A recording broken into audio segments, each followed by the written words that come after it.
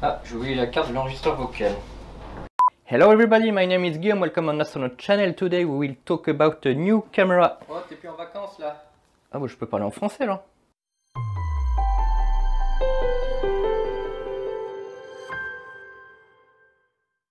Bon bah voilà, hein. Les vacances c'est bien, mais quand on rentre c'est tout de suite moins bien. Et pour moi, hélas, c'est fini, hein. J'ai été faire un petit tour en Crète. Bon, je n'ai pas fait particulièrement d'astronomie, bah, tout simplement parce que c'était la pleine lune.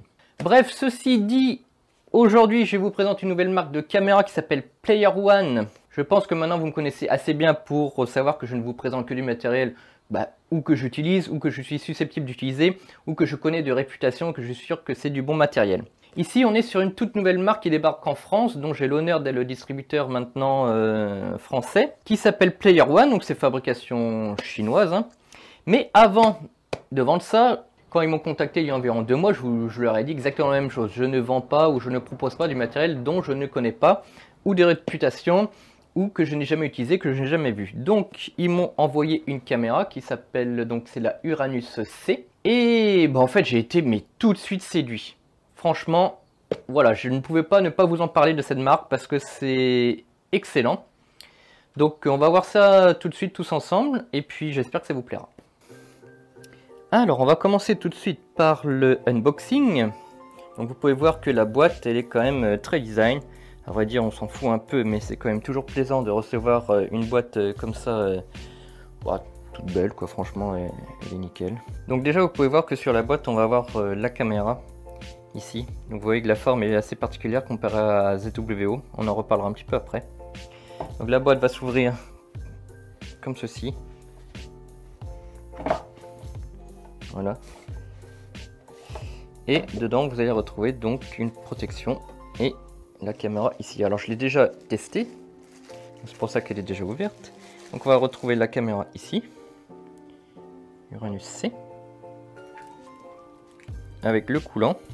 Alors le filtre n'est pas fourni, ça c'est un filtre que j'ai rajouté parce que quand je l'ai testé j'ai mis un petit filtre IR-Cut. Voilà, donc vous allez avoir le coulant, voilà, et le capteur. Voilà. Donc bien évidemment vous avez le petit bouchon qui va avec, voilà, et son emplacement dans la boîte, dans une petite mousse, ici on peut voir, de protection. Vous allez ensuite retrouver une petite soufflette. Alors ça c'est quand même vachement pratique. Hein. Vous avez une petite poussière, vous faites un peu d'imagerie planétaire. Hein. Vous pouvez tout de suite souffler vos petites poussières. Ça on ne retrouve pas chez d'autres marques. Hein. C'est vraiment intéressant. Ici donc le câble USB, USB 3. C'est une caméra USB 3. Classique. Bon après le câble plat comme ça moi je suis pas fan, j'ai tendance à les remplacer. C'est pareil chez ZWO, on va avoir le même type de câble. Moi je trouve pas ça terrible. Bon après hein, rien n'empêche de le changer, ça coûte pas cher. Hein. Mais bon ça fait largement le boulot. Voilà. Et ici le petit câble ST4. Bon celui-là je l'ai pas ouvert parce que cette caméra elle peut faire aussi de l'autoguidage. Et voilà pour l'unboxing. Comme vous pouvez voir, la base de la caméra est un hexagone, ce qui diffère quand même largement de ZWO qui eux ont choisi un design plutôt rond. Comme son homologue, la caméra dispose d'un port USB 3 et aussi d'un port ST4 qui va vous permettre de réaliser du guidage. Ce modèle, la Uranus C, dispose d'un capteur dernière génération de chez Sony, le IMX585.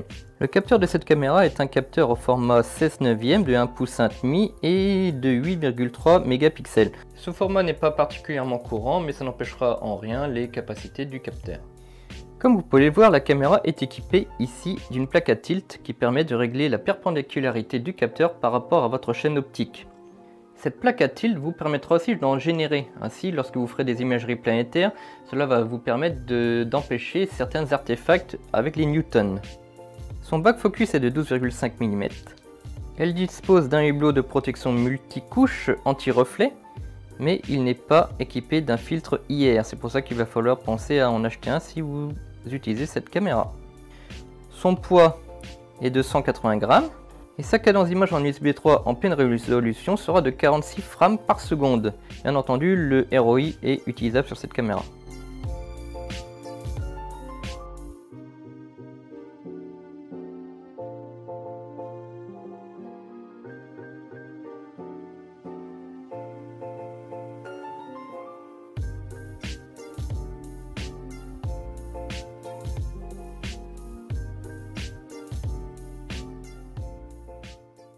Alors toutes les caractéristiques que je suis en train de donner, c'est bien entendu les caractéristiques de la Uranus C. Il faut savoir que Player One propose une gamme complète de caméras avec des différents capteurs, dernière génération.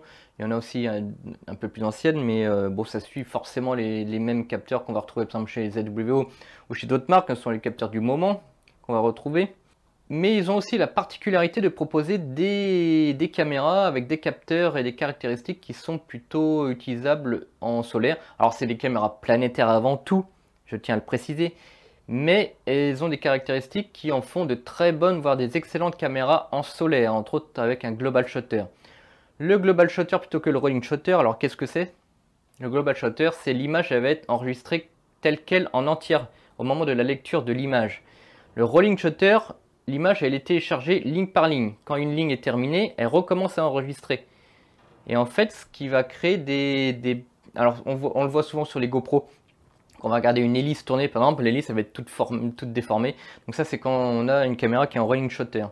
En global shutter, on va avoir une image bien nette, bien propre partout. Alors ça a des caractéristiques qui sont intéressantes en solaire. Alors je suis pas assez calé pour vous dire pourquoi. Je suis désolé, je connais pas tout. Mais bon voilà, il faut savoir que ça existe et que c'est quand même très intéressant en solaire.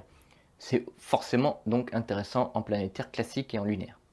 Alors pour reprendre un petit peu des caractéristiques de celle-ci, la Uranus C, donc ici on va avoir une résolution donc, de 3856 par 2180 pixels, donc au format 16:9, c'est un format comme je l'ai dit un petit peu particulier qu'on ne retrouve pas partout en caméra astro. En caméra astro on va retrouver plutôt du 4 tiers ou alors du carré. Bon, franchement, on s'en fout, vraiment. Donc, 46 images par seconde, bien entendu, on peut utiliser le ROI. Le ROI, c'est quoi? C'est-à-dire, on va utiliser, par exemple, qu'une partie du capteur à l'intérieur. Donc, on va sélectionner sur le logiciel une petite zone qu'on n'a que besoin. Hein, quand on a la planète qui est au milieu et qui a plein de trucs autour, il n'y a pas besoin d'utiliser et d'enregistrer ce qu'il y a autour. On fait un carré autour de la planète et ça va enregistrer que ce carré-là. Donc, forcément, là, le débit va être beaucoup plus élevé. On va aller par exemple en 1920 par 1080, donc en haute définition, à 187 images par seconde. Donc plus vous allez réduire et plus vous allez pouvoir monter en débit. Ici on est sur de l'USB 3. Donc l'USB 3, il faut avoir aussi l'ordinateur qui va avec. Il faudra un ordinateur avec un disque dur SSD de préférence. Même c'est pas de préférence, c'est si vous n'utilisez pas un disque dur SSD, le débit sera limité par la capacité du disque dur. Sauf qu'elle a une particularité qu'on ne retrouve pas chez ZWO, et ça j'ai trouvé ça exceptionnel, c'est excellent. On va avoir une mémoire DDR à l'intérieur, c'est-à-dire on va avoir une mémoire tampon qui va pouvoir enregistrer certaines portions de la vidéo qu'on va prendre avec cette caméra, en attendant que le disque dur il arrive à suivre pour éviter des petits sauts ou des pertes de frames lors de l'enregistrement. Donc ça on ne retrouve pas chez ZWO, c'est très intéressant, c'est ce qui en fait aussi du coup un petit peu la force. Sur cette caméra, alors elle est extrêmement bonne en Lucky Imaging. Qu'est-ce que c'est ça, la Lucky Imaging? C'est-à-dire on va pas faire, lorsqu'on va faire du ciel profond, on va pas faire des pauses de 10 minutes, de 5 minutes ou de 3 minutes. On va faire des pauses de quelques secondes. C'est quelque chose. Alors, vous pouvez faire des pauses de plusieurs minutes si vous voulez, mais cette caméra, elle va être extrêmement bonne en Lucky Imaging, donc en faisant des pauses de 2 secondes par exemple. Parce qu'elle a un bruit de lecture extrêmement bas quand on est au bon gain. Hein, elle a un gain idéal qui est de 180 et elle va avoir un bruit de lecture de 0,7 électrons. C'est très peu. C'est très peu. Un full wheel de 38 000 électrons et on va avoir donc un QE. Donc c'est la sensibilité.